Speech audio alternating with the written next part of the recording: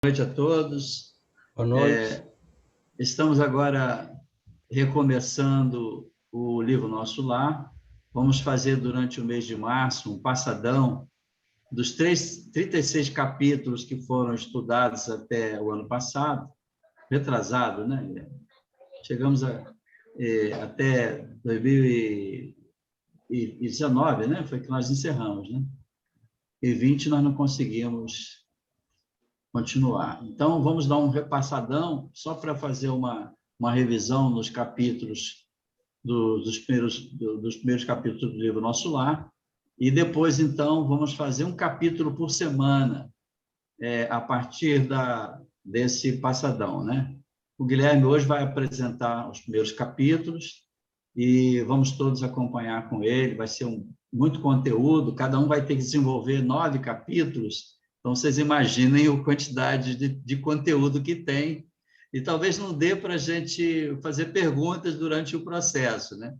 Pode ser que alguma coisa fique no chat e depois, se houver tempo, o Guilherme responde. Não é isso, Guilherme? Bom, então, nós vamos fazer a nossa leitura. Escolhemos uma página do livro Caminho, Verdade e Vida, que a Denise vai compartilhar para todos nós aí, e essa página, ela fala muito do que vamos recomeçar falando hoje no livro Nosso Lar. Coisas terrestres e celestiais. Se vos tenho falado de coisas terrestres e não me credes, como crereis se vos falar das celestiais? Como crerereis se vos falar das celestiais? É Jesus, então, né? E está registrado no Evangelho de João, capítulo 3, 12, versículo 12. No intercâmbio com o mundo espiritual, é frequente a reclamação de certos estudiosos relativamente à ausência de informações das entidades comunicantes no que se refere a particularidades alusivas às atividades em que se movimentam. Por que não se fazem mais explícitos os desencarnados quanto ao novo gênero de vida a que foram chamados? Como serão suas cidades, suas casas, seus processos de relação comuns? Por que meios se organizam hierarquicamente? Terão governo nos moldes terrestres? Indagam outros relativamente às razões pelas quais os cientistas libertos do plano físico não voltam aos antigos centros de pesquisa e realizações, vulgarizando métodos de cura para as chamadas moléstias incuráveis ou revelando invenções novas que acelerem o progresso mundial. São esses os argumentos apressados da preguiça humana. Se os espíritos comunicantes têm tratado quase que somente do material existente a respeito das próprias criaturas terrenas, num curso metódico de introdução às tarefas mais altas, e ainda não puderam ser integralmente ouvidos, o que viria a acontecer se olvidassem compromissos graves, dando-se ao gosto de comentários prematuros? É necessário, compreenda o homem, que Deus concede os auxílios, entretanto, cada espírito é obrigado a talhar a própria glória. A grande tarefa do mundo espiritual, no seu mecanismo de revelações com os homens encarnados, não é a de trazer conhecimentos sensacionais, extemporâneos, mas a de ensinar os homens a ler os sinais divinos que a vida terrestre contém em si mesma, iluminando-lhes a marcha para a espiritualidade superior. Uma página muito oportuna, né, para a nossa reflexão, não é? Olha que, como não existe acaso, nós abrimos e, de repente, nos deparamos com essa joia, né? Foi aberto ao acaso? Foi aberto ao acaso. Não escolhi. Coisa impressionante. Quem escolheu foram os amigos espirituais quando me intuíram de abri-la. Vamos fazer a nossa prece para que o Guilherme possa desenvolver, então, o nosso estudo. Levando o nosso pensamento a Deus, que abençoadamente nos concede a possibilidade de nos reunirmos na grande família espiritual em que fazemos parte. Gostaríamos de envolver também todos os nossos irmãos de humanidade, que estão em vários lugares no mundo, alguns sofrendo ainda as consequências da enfermidade, mas que sabemos a proteção divina não nos falta. E, sobretudo, quando ouvimos essa página, lembrando dos cuidados que tem conosco, mas eles não aceleram o processo, porque depende de nossos esforços também, para que possamos fazer jus a esse desenvolvimento, a esse crescimento espiritual. Por isso, consciente de que estamos na tarefa de executar nossas etapas aqui de crescimento, estamos aqui reunidos para, mais uma vez, refletirmos sobre os valores espirituais que o nosso querido mentor André Luiz nos traz para nosso entendimento, para nosso crescimento, para nossas reflexões na nossa vida. Fica conosco, Senhor, envolvendo-nos hoje sempre, envolvendo o nosso querido Guilherme na condução dos trabalhos de hoje. Que assim seja. É com o Guilherme. Olá. Ok. Eu vou, então, compartilhar a apresentação. Vocês já estão conseguindo ver aí? Sim. Sim. Estamos. Sim. Tá. Então, muito bem. Vamos tentar fazer aqui uma síntese dos 9 primeiros capítulos e também de uma introdução. Mas eu gostaria só de ressaltar que esse livro que a gente está estudando, ele foi publicado em 3 de outubro de 1943. Então, são aí, né, 57 mais 21, né, 73 anos de publicação desse livro. E é muito interessante que ele, na verdade, se reflete como uma verdadeira revelação.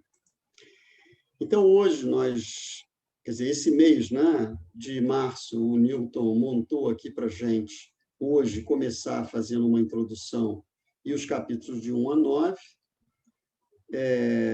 10 a 18, depois dia 19, 19 a 27, fechando, então, de 28 a 36, que foi onde a gente parou, né, Nilton? Então, o que vai acontecer é que, a partir de abril, nós vamos dar continuidade semanal a cada um dos capítulos. Então, em vez de ser essa maratona que a gente vai fazer aqui, né, a gente vai, com calma, dar continuidade do capítulo 37 até o 50, que, pelos cálculos que o Newton fez, acaba a primeira sexta-feira de julho. Então, muito bem. O livro começa com 2 mensagens. A primeira do Emmanuel, apresentando o novo amigo, que é o André Luiz, ou seja, ninguém conhecia André Luiz até então. Hoje, André Luiz já é um nome bastante conhecido no meio espírita, mas enquanto o Nosso Lar não foi publicado, ninguém sabia quem era André Luiz, e ele, então, diz que vem apresentar um novo amigo que vai ficar no anonimato, ou seja, não interessa quem ele foi como encarnado, né? Sabe que ele foi médico, mas não interessa a personalidade que ele assumiu. E que o propósito dele é apresentar a própria experiência dele, né? Do processo que ele viveu ao desencarnar, chegar no mundo espiritual, e perceber o esforço dos benfeitores espirituais em assistir a todos aqueles que podem e estão em condições de serem ajudados. Então, Emmanuel coloca para a gente que são revelações inéditas e que é natural que muitas pessoas riam, né, por achar que, sabe, são coisas absurdas que ele está falando ali.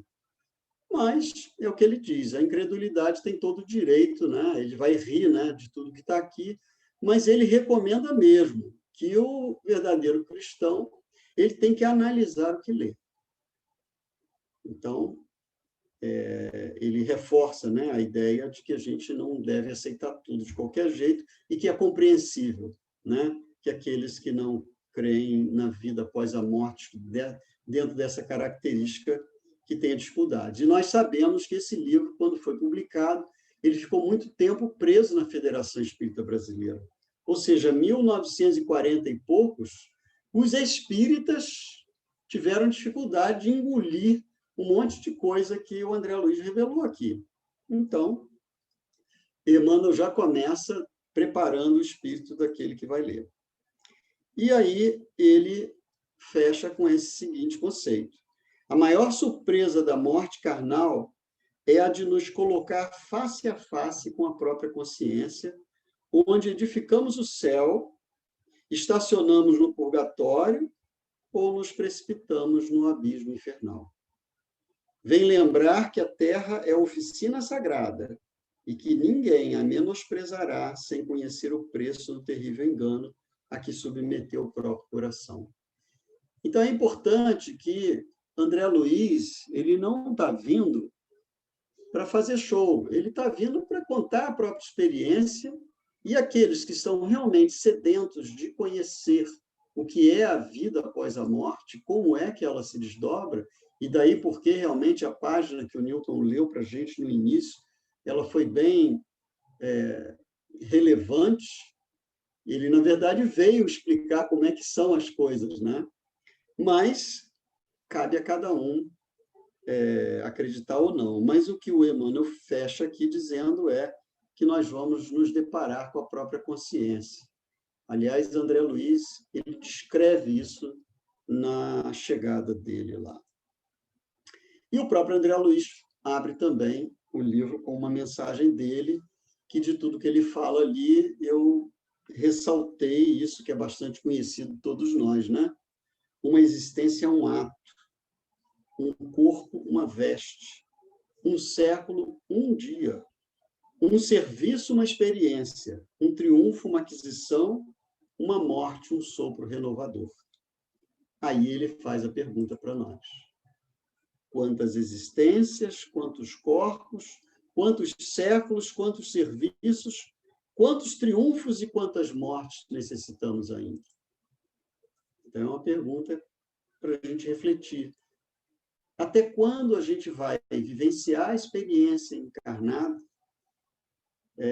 se fixando de uma forma irresponsável aos prazeres, às sensações, e não vamos nos deter aquilo que é essencial? Aí ele continua dizendo: não atormentaremos alguém com a ideia da eternidade. Que os vasos se fortaleçam em primeiro lugar. Forneceremos somente algumas ligeiras notícias ao espírito sequioso dos nossos irmãos, na senda de realização espiritual, e que compreendem conosco que o espírito sopra onde quer. Então, ele usa essa expressão de Jesus, né, na sua conversa com Nicodemos, para poder dizer que aqueles que realmente acreditam na realidade da vida após a morte, eles devem amadurecer o seu entendimento sobre o que é essa realidade e vai absorvendo os conceitos que André Luiz nos apresenta aqui, pouco a pouco. Então, nós hoje estamos encarregados desses 9 capítulos. Nas zonas inferiores, Clarence, oração coletiva, médico espiritual, recebendo assistência, precioso aviso, explicação de Lísias, organização de serviço e problema de alimentação. Então, eu vou pedir a caridade de vocês de nos ouvir de uma maneira assim, bem sintética. Eu preparei mais ou menos umas 2, algumas têm 3 transparências, porque eu achei que era importante destacar alguma outra coisa. Mas vamos lá, vamos fazer aqui uma revisão. Então, capítulo 1, nas zonas inferiores, nós sabemos que é o André Luiz descrevendo os sentimentos dele, né? Então, o que foi que aconteceu quando ele chegou lá? Então, ele diz que perdeu completamente a noção do tempo. Ele sentia o ar nos pulmões, ou seja, as sensações físicas eram claras e nítidas nele, mas ele tinha consciência que estava desencarnado. Ao mesmo tempo, ele relata que ele se sentia como se fosse uma folha ao vento, ou seja, joguete de forças das quais ele não conseguia controlar. E completamente dominado pelo medo. Ou seja, a situação na qual ele se deparou era tão inusitada, desconhecida para ele, que ele não tinha nenhum elemento para poder entender, interpretar, e estava totalmente dominado pelo medo, daí porque ser o joguete de forças, né? E quando ele se acalmava e parava um pouco, né, de né, os seus próprios, suas dificuldades, né, a sua agitação mental, ele percebia que haviam vozes ao redor dele e vozes que demonstravam um sofrimento até maior e mais intenso do que ele estava sentindo. E ele afirma isso aqui que eu achei importante destacar: atormentava-me a consciência. Então, aquilo que André Luiz, que o Emmanuel falou lá atrás, que a gente chega no outro lado e vai se deparar com a própria consciência, ele estava nessa situação. Atormentava-me a consciência. Preferia a ausência total da razão, o não ser. Ou seja, a aflição mental que ele estava vivendo naquele momento, ou seja, racional e emocional, era tão grande que ele queria, de alguma maneira, não estar mais existindo. Mas é óbvio que ele não poderia, ele ia ter que encarar a própria consciência. E aí ele diz: em momento algum, o problema religioso surgiu tão profundo aos meus olhos.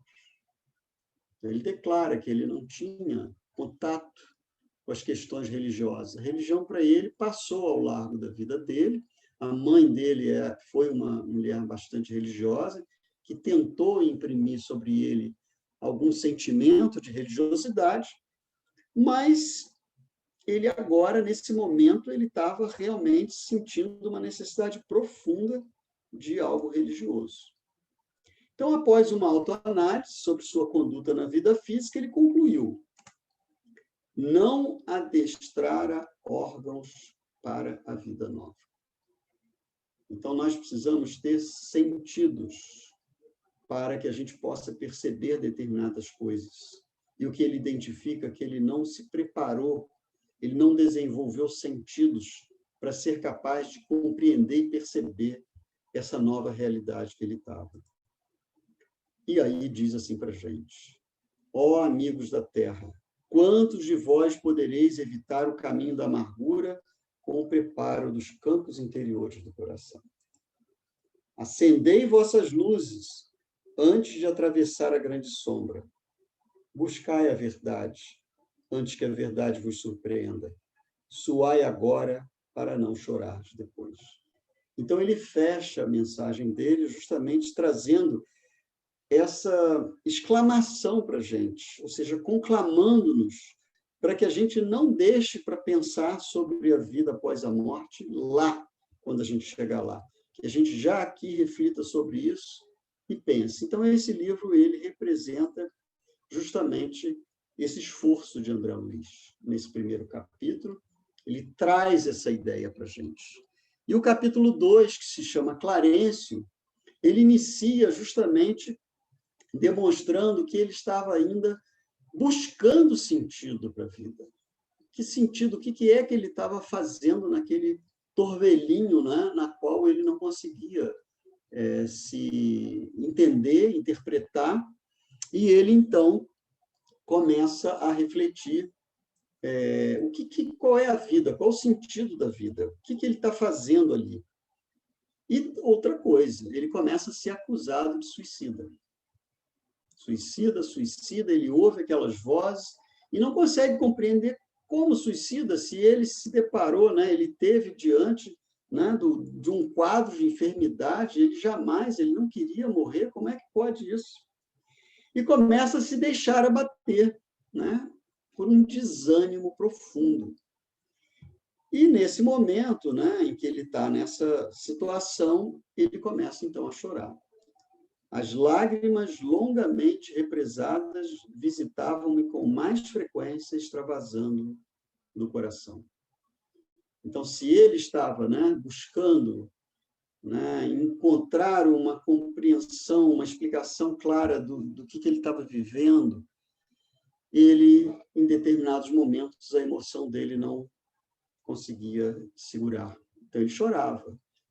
E ele estava começando a chorar com mais regularidade, ou seja, as emoções estavam dominando o racional dele. E aí ele afirma: meus conhecimentos não modificavam a outra realidade do meu ser essencial. Então, aqui ele está apontando que tudo aquilo que ele adquiriu, porque ele era um médico, um homem de cultura, ele tinha muito conhecimento, mas aquele conhecimento que ele dispunha não estava servindo para ele, para resolver o drama emocional que ele estava vivendo naquele momento. Não modificava a realidade do meu ser essencial.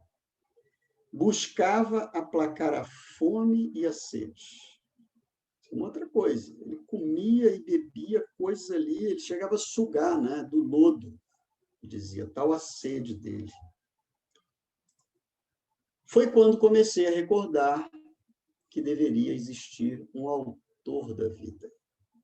Fosse onde fosse, essa ideia confortou-me. Eu, que detestara as religiões do mundo, experimentava agora a necessidade de conforto místico. Então, depois do desabrochar, de haver chorado muito, né, de ver que as coisas da razão não atendiam à necessidade do coração, ele começa a admitir que deve ter um autor da vida, ou seja, uma busca de sentido existencial naquele momento. E quando as energias me faltaram de todo, quando me senti absolutamente colado ao lodo da terra, sem forças para reerguer-me, pedi ao Supremo Autor da natureza me estendesse mãos paternais em tão amargurosa emergência. Então, ele se entrega. É o momento em que o emocional dele ele chegou ao limite, e ele, então, é interessante como é que a dor, em determinados momentos, ela nos eleva, ela nos afasta das questões racionais e materiais e nos eleva a um contato com o Criador. Foi o que aconteceu com ele nesse momento. Ele pediu ao Supremo Autor da natureza me estendesse mãos paternais em tão amargurosa existência. Aí ele afirma para a gente: é preciso haver sofrido muito para entender todas as misteriosas belezas da oração. É necessário haver conhecido o remorso, a humilhação, a extrema desventura para tomar com eficácia o sublime elixir da esperança. Foi nesse instante que as neblinas espessas se dissiparam e alguém surgiu, emissário dos céus. Então, Clarencio aparece para ele nesse momento. Então, é nítido, o André Luiz deixa bastante claro para a gente que ele estava antes fechado na aflição, na amargura, na tentativa de controlar o incontrolável ao redor dele, com a ausência absoluta de elementos para poder lidar com essa nova realidade que ele não esperava. E é quando, então, ele se entrega a Deus e suplica, e percebe que essa súplica, por ser sincera, honesta, ela acaba servindo para ele de refrigério, porque ele abre os canais da percepção e, pela primeira vez, ele vê Clarencio, que foi ali diversas vezes tentar ajudá-lo e ele não percebia. Então, esse capítulo termina exatamente com Clarencio dando orientação para os ajudantes de recolhê-lo, né, e levá-lo, né? Então, André Luiz, ele é carregado, capítulo 3, que é a oração coletiva. A gente vê que André Luiz chega na cidade espiritual, ele vê o Clarencio, né, que carregava lá uma bengala, tocar uma determinada posição, né, da parede lá da cidade, da murada da cidade, e ele, então, vê que se abre o portão, ele penetra, então, a cidade espiritual pela primeira vez e é acomodado num aposento amplo. Então, tudo era novo. Clarencio diz, olha, cuida dele que amanhã eu vou buscar resolver, eu tenho que tratar de algumas coisas, mas é o meu tutelado, o nosso tutelado, ele fala, ou seja, é alguém que está sendo assistido e atendido, né, com atenção. Ele é, então, acomodado num aposento amplo, tá certo? Assim, um quarto particular, inclusive ele fala com janelas amplas, que ele começa, inclusive, a ver o sol. Mas o sol ele aparecia para ele de uma maneira tão diferente que ele perguntou para o enfermeiro que estava orientando ele: escuta, que astro é esse? E o enfermeiro diz: olha, é o mesmo sol que te iluminava na Terra, mas que ele aqui para nós ele tem uma expressão muito mais bela. Então ele fica muito impressionado com aquilo e recebe então um caldo reconfortante, do qual ele diz que aquilo foi uma mágica, um mistério, porque ele, depois de sorver aquele caldo, ele sentiu que o organismo dele reagiu de uma forma tão positiva que o bem-estar que produziu nele não era imaginável para ele. E, ao mesmo tempo, ele começa, logo em seguida, a ouvir uma música que penetra o quarto. E aí o enfermeiro diz para ele que era o momento da oração da governadoria. E aí André Luiz se sente tão envolvido, e ele, aquele caldo reconfortante, deu um bem-estar tão grande a ele, que ele pergunta se ele podia acompanhá-lo. E aí o enfermeiro diz: bom, não tem problema nenhum, se você se sente, né, à vontade para isso, tá bom, vamos lá. E dá o braço para ele, e ele vai acompanhá-lo até o pavilhão, onde estavam outras pessoas também ali acompanhando, e ele vê que, ao fundo, né, em tela gigantesca, desenhava-se prodigioso quadro de luz quase feérica. Obedecendo a processos adiantados de televisão, surgiu o cenário de Templo Maravilhoso. Então, hoje a gente sabe o que é isso, porque a tecnologia já nos abriu claramente, né, a ideia de que é possível criar ali um outdoor imenso, né, na qual você coloca a imagem do que você quer. Mas imagina isso em 1943. As pessoas não tinham uma ideia sobre isso. Então, ele vê esse cenário do templo, né, surgiu ali, e as 72 figuras começaram a cantar harmonioso hino repleto de definíveis belezas. Então, quem eram essas 72? Ele identificava que o Clarencio estava lá entre as 72. Então, a gente vai ver mais adiante, no capítulo 8, quando ele vai ter uma noção da estrutura da organização da cidade Nosso Lar, que eram os 72 ministros de Nosso Lar, porque são 6 ministérios, cada um deles com 12 ministros. Então, eles estavam sendo o coral que cantava o hino que fazia a preparação da prece do governador. Então, ele ouve aquilo tudo, ele acompanha e afirma: terminada a sublime oração, regressei ao aposento de enfermo, amparado pelo amigo que me atendia de perto. Entretanto, não era mais doente grave de horas antes. A primeira prece coletiva em Nosso Lar operara em mim completa transformação. E ele diz: conforto inesperado envolvia minha alma. Pela primeira vez, depois de anos consecutivos de sofrimento, o pobre coração saudoso e atormentado, à maneira de cálice muito tempo vazio, enchera-se de novo das gotas generosas do licor da esperança. Então, isso aqui é uma coisa que é muito comum, né? Depois que a gente passa por um largo período de sofrimento e que a gente recebe um refrigério de conforto, esse conforto tem um significado muito grande, que faz a gente pensar que nós deveríamos dar mais atenção e ter mais gratidão pelas coisas que nos cercam. Porque muitas vezes nós somos amparados e assistidos por uma série de recursos e por isso não estamos sofrendo. Mas aí acabamos não valorizando. Então, nesse momento, ele está expressando o extremo valor que ele viu na oração que ele primeiro fez, porque foi ela que levou ele a perceber o Clarencio.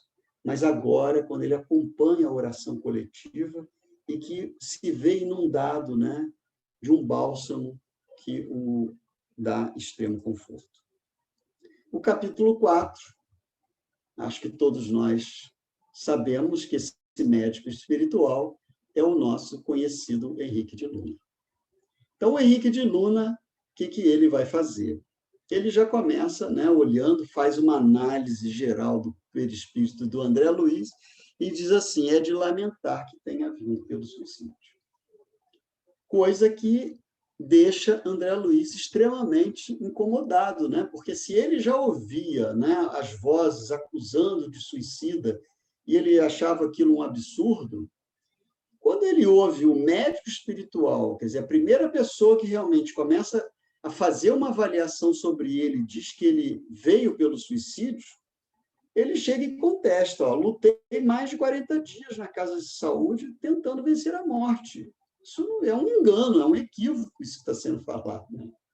E é quando o Henrique de Luna diz: ó, o organismo espiritual apresenta em si mesmo a história completa das ações praticadas no mundo. Então, aqui está uma afirmativa que Henrique de Luna, através de André Luiz, nos traz. Tudo o que nós fizermos nessa nossa existência na Terra vai marcar o nosso perispírito nos mínimos detalhes. Então, ele fala isso para André Luiz e diz: ó, nunca imaginou que a cólera fosse manancial de forças negativas para nós mesmos? A ausência de autodomínio, a inadvertência no trato com semelhantes, aos quais muitas vezes ofendeu sem refletir, conduziam-no frequentemente à esfera dos seres doentes inferiores. Tal circunstância agravou de muito seu estado físico. Então, está aqui hoje a ciência já moderna, já identificando, né, a questão da psicossomática, entendendo que as nossas emoções são determinantes para a saúde, para o sistema imunológico. E ele aqui está reforçando, né, que muitas vezes nós estamos psiquicamente doentes e temos momentos transitórios de loucura no qual a gente acaba, digamos assim, se deixando exacerbar pela cólera, pela irritação, porque o nosso orgulho nos faz pensar que nós temos certeza absoluta que estamos certos, e a gente acaba se exasperando com as pessoas que estão ao nosso redor. Então, esses momentos de cólera, né, e a ofensa, né, que a gente faz às pessoas sem refletir nesses momentos, causam consequências bastante graves. E é o que ele está dizendo aqui no caso dele. Mas ainda, ele fala: os órgãos do corpo somático possuem incalculáveis reservas segundo os desígnios do Senhor. O meu amigo, no entanto, iludiu excelentes oportunidades, desperdiçando, que é a mesma coisa que desperdiçando, patrimônios preciosos da experiência física.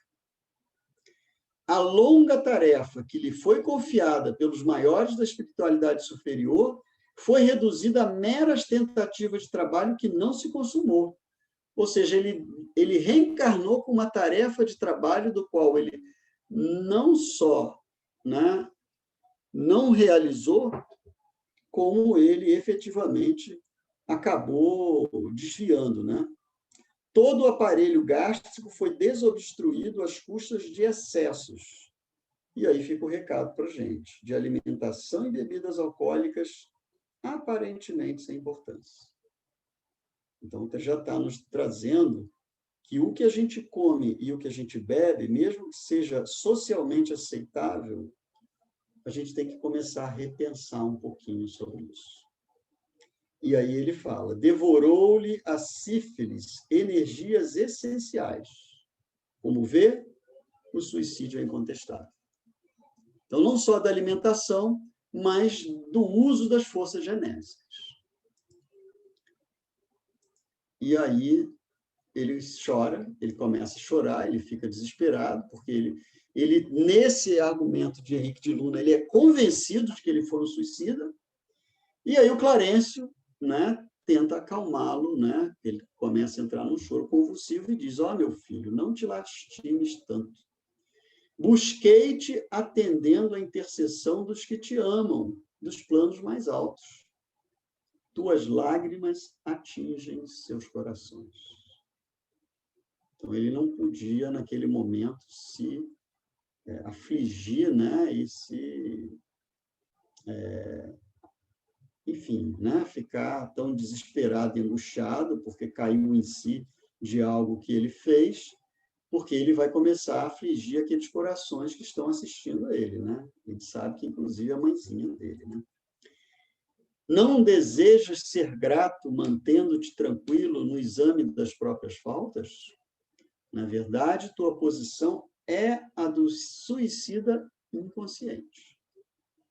Mas é necessário reconhecer que centenas de criaturas se ausentam diariamente da Terra nas mesmas condições. Acalma-te, pois. Aproveita os tesouros do arrependimento. Guarda a bênção do remorso, embora tardio, sem esquecer que a aflição não resolve problemas. Confia no Senhor e em nossa dedicação fraternal. Então, o Clarencio diz para ele que não adianta agora ele ficar aflito, porque ele errou. Ele caiu em si e se deixar levar pela culpa, pela aflição da culpa. Ele tem que se acalmar e fazer aquilo que é esperado dele e que os benfeitores que investiram nele, especialmente a mãe, espera que ele aproveite. Então, entra o capítulo 5, ele recebendo assistência. Então, o Henrique de Luna envia para ele um acompanhante de enfermagem, que é o Lísias. Então, ele fala que ele está ali, ele tem um compromisso com várias pessoas, né? E que o André Luiz é mais um dos assistidos dele ali. Então, é como se a gente tivesse encarregado de visitar uma pessoa doente regularmente, né? Vai lá, conversa com ela, vê o que ela está sentindo, como é, até que ela possa, então, se recuperar definitivamente. Então, esse é o encargo do Lísias. É um dos trabalhos dele. E informa para o André Luiz, né? Porque o Lísias afirma para ele que o estado dele é meio complicado. E o André Luiz o doutor já me falou, né, sobre isso. E aí ele diz, olha, informa que na sessão que ele trabalha, né, onde o André Luiz está, né, sendo atendido, existem mais de 1.000 doentes espirituais sendo atendidos ali na sessão dele.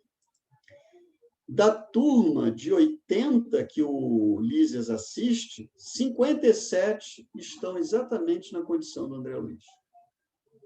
Então, está confirmando aquilo que o Clarencio já tinha dito para ele, né? Que muita gente volta nessas condições, mas que não adianta ele se afligir, ele tem que aproveitar o aprendizado. E aí o Lísias diz para ele uma coisa aqui, né? Nosso lar não é estância de espíritos propriamente vitoriosos. Somos felizes porque temos trabalho, e a alegria habita cada recanto da colônia, porque o Senhor não nos retirou o pão abençoado do serviço.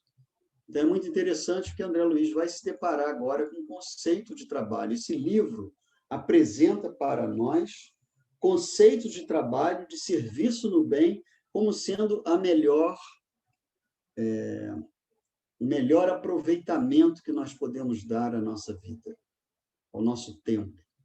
É servir, ser útil, porque isso, efetivamente, deve se transformar em alegria para nós. Ele está chamando de pão abençoado do serviço, do Lísias. Se temos débitos no planeta, por mais alto que ascendamos, é imprescindível voltar para retificar, lavando o rosto no suor do mundo, desatando algemas de ódio e substituindo-as. Então, aqui o Lísias deixa claro para André Luiz que todos nós temos débitos e que a gente pode se empenhar muito em avançar, em querer se espiritualizar. Mas enquanto nós não resgatarmos esses débitos, a gente vai precisar voltar ao mundo, porque foi no planeta que a gente contraiu esses débitos.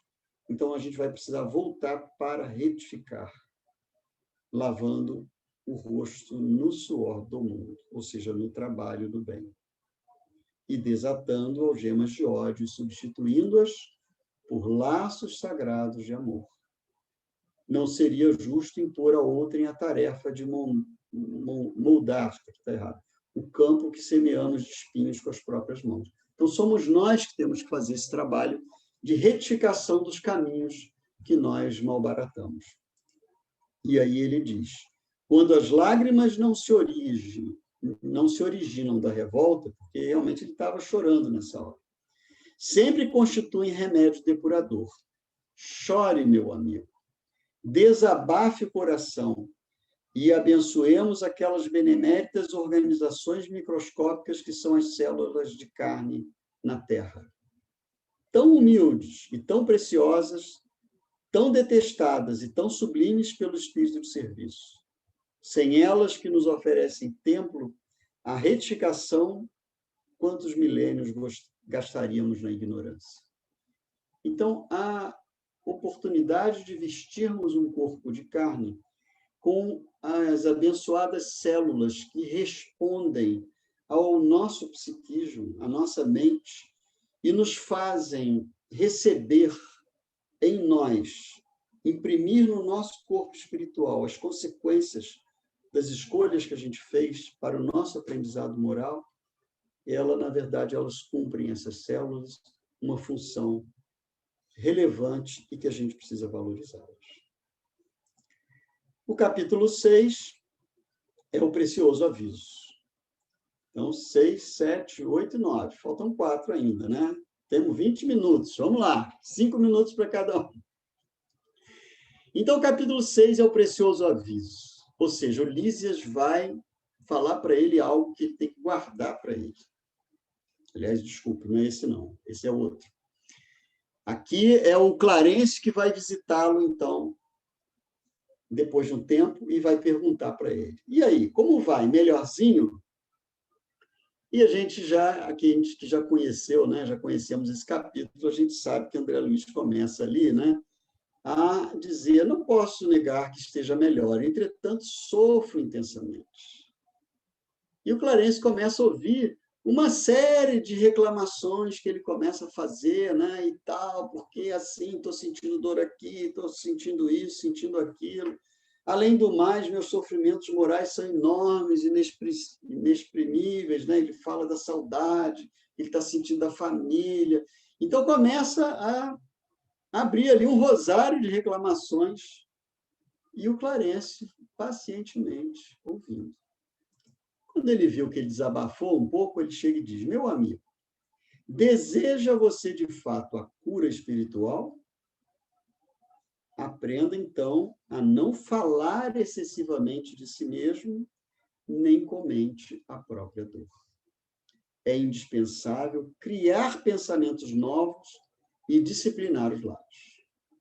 Então, se aquilo que a gente fala reflete o que a gente pensa, que, por sua vez, reflete o que a gente sente, se a gente ficar dando vazão a essas reclamações, certamente a gente está se realimentando desse tipo de energia psíquica. Então, ele aqui recomenda que a gente feche a boca à reclamação e discipline os lábios e comece a criar novos pensamentos. E aí Clarence aponta os diversos recursos que André desfrutou durante a vida, né? Ele teve os recursos materiais dos pais, entendeu? Um corpo sadio, uma profissão de destaque, ou seja, ele teve realmente muitos recursos para poder ter concluído a existência em alguma condição adequada, né? E aí diz, nos círculos carnais, a convenção e a garantia monetária. Então, ele agora vai fazer uma comparação. Na Terra, o que é o bom? É a convenção e dinheiro no banco. Aqui, o trabalho e as aquisições definitivas do espírito imortal. Então, são outros valores, né? Então, ele dá para ele, mais uma vez, a ideia de que ele tem que se empenhar em conquistar esforço no trabalho e aquisições para o espírito. E aí, nessa tabela de valores, ele diz, dor para nós significa possibilidade de enriquecer a alma. A luta constitui caminho para a divina realização. Então, como que a gente vai ficar reclamando da dor ou reclamando das lutas que a vida está nos apresentando, se são elas que vão oferecer a gente os recursos para as aquisições definitivas do espírito imortal. Então, a recomendação para André Luiz, que serve para todos nós, é pararmos de reclamar da vida e agradecermos mais, sermos mais gratos. E ele fala, as almas débeis ante o serviço deitam-se para se queixarem aos que passam. As fortes, porém, recebem o serviço como patrimônio sagrado na movimentação do qual se preparam a caminho da perfeição. Então, é a diferença entre os fortes e os fracos. E aí ele volta e pergunta, então, como passa? Melhor? E aí André Luiz, já reposicionado, né, naquela maneira dele de se expressar, ele diz, vou bem melhor para melhor compreender a vontade divina. E passamos para o capítulo 7, em que ele diz, explicações de Lísias é o título.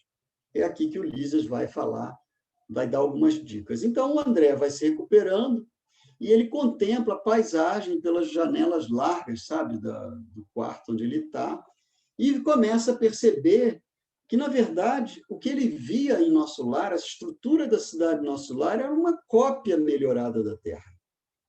Ele não estava vendo nada assim de diferente, aquilo chama a atenção dele, né?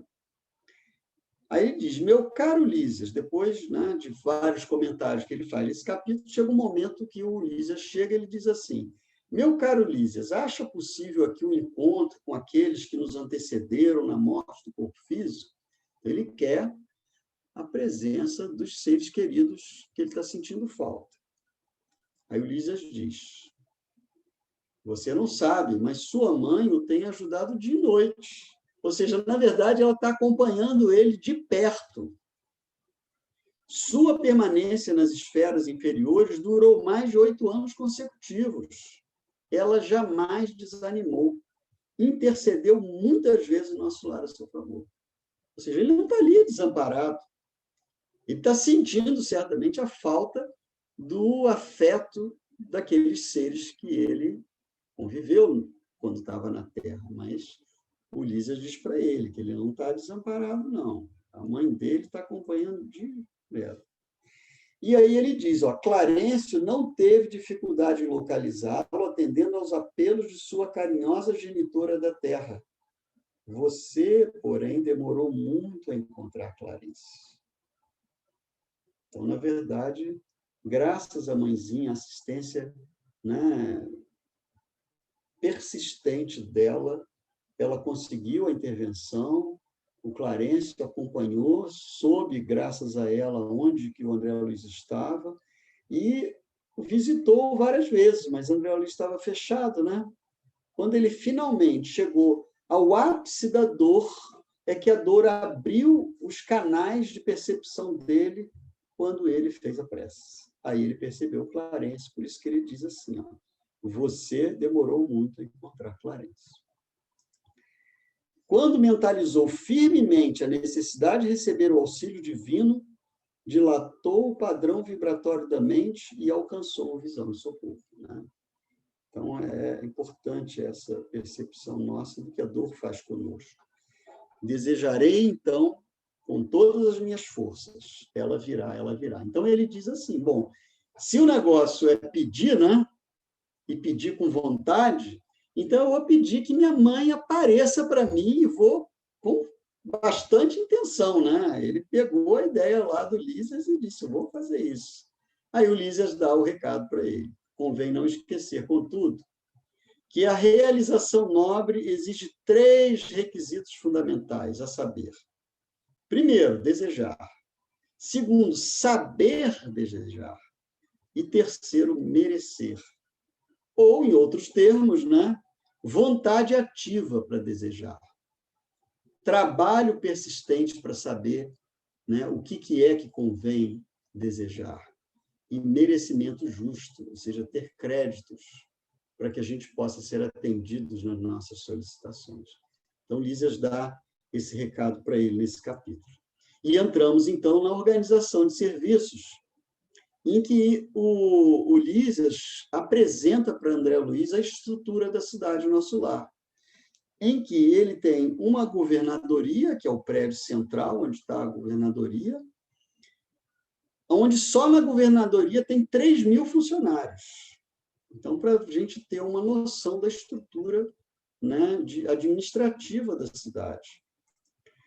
E, além da governadoria, tem 6 ministérios, como a gente já tinha comentado, com 12 ministros cada um. Então, quais são os ministérios?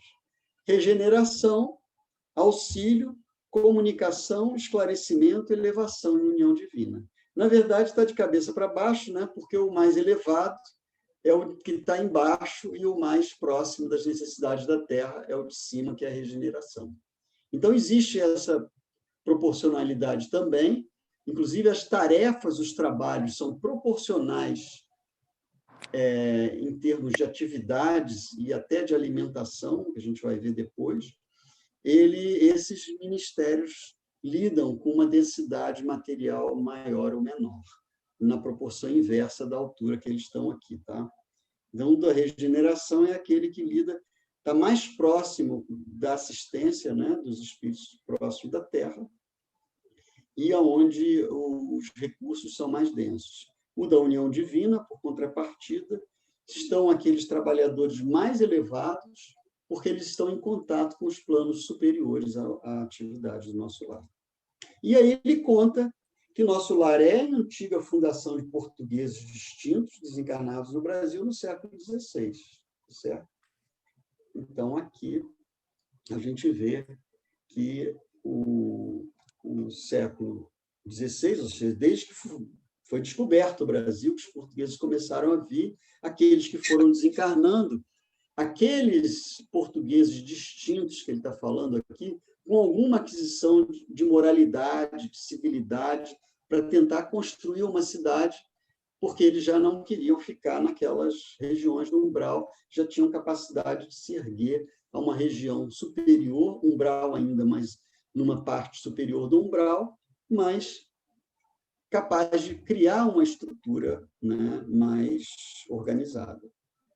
E aí ele diz que não faz muito comemorou-se os 114 anos da governadoria, ou seja, o governador de Nosso Lar já estava ali há 114 anos. Então, se Nosso Lar foi fundado desde o século XVI, ele tem, né, mais de 500 anos, ou em torno de 500 anos. Então, o governador, que quando André Luiz escreveu esse livro, estava governando, ele já tinha feito 114 anos de governo da cidade Nosso Lar. Se ele, por acaso, ainda estiver lá governando, ele estaria fazendo hoje 192 anos de governadoria, tá certo?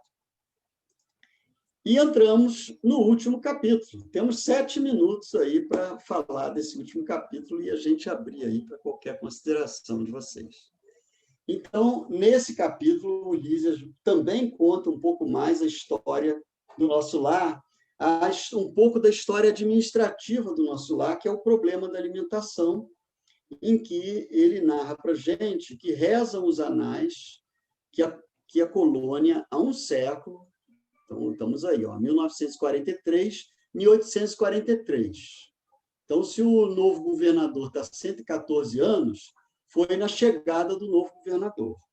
Então, rezam os anais que a colônia, há um século, lutava com extremas dificuldades para adaptar os habitantes às leis da simplicidade. Muitos recém-chegados ao Nosso Lar duplicavam exigências, ditando velhos vícios terrenos. Apenas o Ministério da União Divina ficou imune de tais abusos, pelas características que lhe são próprias. No entanto, os demais viviam sobrecarregados de angustiosos problemas dessa ordem. Então, imagina uma cidade que foi fundada no século XVI, né, 1500 e alguma coisa, e que, certamente, à medida que os portugueses e outros também, que tivessem méritos, fossem desencarnando, a cidade foi se tornando gradativamente maior, né? Cada um que foi chegando com as suas idiosincrasias, com suas necessidades, do seu modo de ser, e começavam a fazer exigências. Então, quando estava ali, né, 1500 para 1800, mais ou menos 300 e tantos anos depois, o administrador, ao assumir a governadoria da cidade, ele viu que a cidade precisava de reformas de ordem moral. Então, ele viu, olha aqui, ó, queriam mesas lautas, bebidas excitantes, ditando velhos vícios terrenos. Então, ele viu que aquilo estava longe da simplicidade. Era necessário que eles começassem a se desapegar das questões da vida terrena. E o que ele fez? Ele envia 200 instrutores de uma esfera muito elevada a fim de espalharem novos conhecimentos relativos à ciência da respiração e da absorção de princípios vitais da atmosfera, como se costuma na yoga chamado prana, né? Então, através da respiração, vai poder absorver o prana, né? Seria, digamos assim, a qualidade mais que essenciada do fluido vital, de uma maneira bem positiva, e, a partir disso, poderem se alimentar. É claro que eles não estavam querendo impor às pessoas, os habitantes do nosso lar, acostumados, né, com bebidas excitantes e velhos vícios, que pararem aquilo tudo e começassem a respirar. Na verdade, ele estava trazendo conceitos novos para que eles começassem a reformular o seu modo de pensar. Tá certo? Saberem que existem outras formas de alimentação que vai poder dar ao corpo sustento e que ele não necessariamente depende daquela alimentação tão grosseira. Então, são conceitos. Ele estava preparando os habitantes do nosso lar para uma mudança gradativa. Então, após 21 anos, o primeiro ministério que aderiu foi exatamente aquele que está na ordem superior, é o segundo superior, porque o primeiro é o da união divina, que ele não entrou nessa vibe, né, como diz a juventude de hoje, de ficar fazendo exigências. Ele, né, o da elevação, de alguma maneira, estava ali na onda dos outros, mas depois de 21 anos ele percebeu, ele aderiu, né, e passou a trabalhar em favor dessa transformação. E o governador, lidando ali com as exigências, ele jamais deixou o menor boletim de esclarecimento sem exame minucioso. Enquanto argumentavam os cientistas e a governadoria contemporizava, formaram-se perigosos distúrbios no antigo Departamento de Regeneração. Então, o Departamento de Regeneração é aquele ministério mais próximo da crosta da Terra, mais, né, ligado às atividades da Terra. Então, o que aconteceu? Começou a criar uma rebelião na regeneração. O que ele fez? O governador mandou fechar provisoriamente o Ministério da Comunicação, ou seja, sem comunicação com a Terra. Determinou funcionasse em todos os calabouços da regeneração para isolamento dos recalcitrantes. Advertiu o Ministério do Esclarecimento, cujas impertinências suportou por mais de 30 anos consecutivos, proibiu temporariamente os auxílios às regiões inferiores, ou seja, ninguém descia para a terra. Está todo mundo fechado em nosso lar, que nem a gente está aqui no isolamento. Proibiu temporariamente o auxílio às regiões inferiores e, pela primeira vez na sua administração, mandou ligar as baterias elétricas das muradas da cidade para emissão de dardos magnéticos a serviço da defesa comum. Ou seja, quem de fora quisesse entrar, ele ia ser rechaçado. Não houve combate, ou seja, não virou uma guerra no nosso lar, nem ofensiva da colônia, mas resistência resoluta. A colônia ficou, então, sabendo o que vem a ser a indignação do espírito manso e justo. Então, é possível que um espírito de grande elevação ele atue com firmeza, com determinação e energia, mas sendo caridoso, depois de pacientemente utilizar os recursos. E a gente, então, termina aqui que o resultado disso tudo foi que reduziu-se a expressão física e surgiu o maravilhoso coeficiente de espiritualidade. Ora, senhores, o que nós estamos fazendo aqui, senão bebendo na fonte desses conhecimentos, para que a gente possa ir se desapegando das sensações físicas e começando a ampliar e aumentar o coeficiente de espiritualidade individual. À medida que o coeficiente de espiritualidade individual for melhorando, a nossa terra vai melhorar. Muita paz, que Jesus nos abençoe.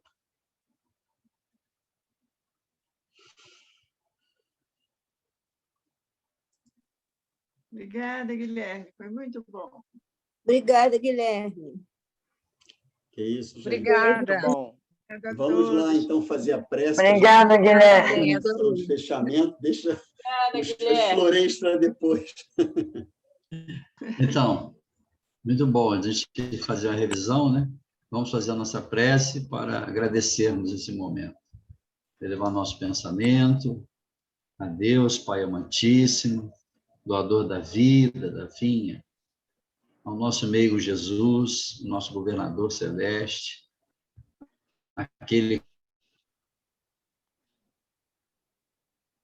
que tem orientado nossos passos na Terra, assim como nos traz a lição que André Luiz nos apresenta, falando-nos do esforço que cada um de nós deve desenvolver para aumentar esse coeficiente de espiritualidade. A nossa regeneração depende disso, depende de nosso esforço individual e coletivo, para que possamos desfrutar de um mundo melhor. Por isso, agradecemos a abençoada oportunidade, o desenvolvimento do trabalho que o Guilherme fez, para que possamos juntos, então, refletirmos nos próximos capítulos que virão. Na próxima semana teremos a Cristina, depois o Marcos Davi, eu vou fazer também desenvolver. Vamos estar juntos aí no trabalho, procurando cada vez mais expressar essa mensagem de André Luiz que nos convoca ao despertar da consciência na espiritualidade.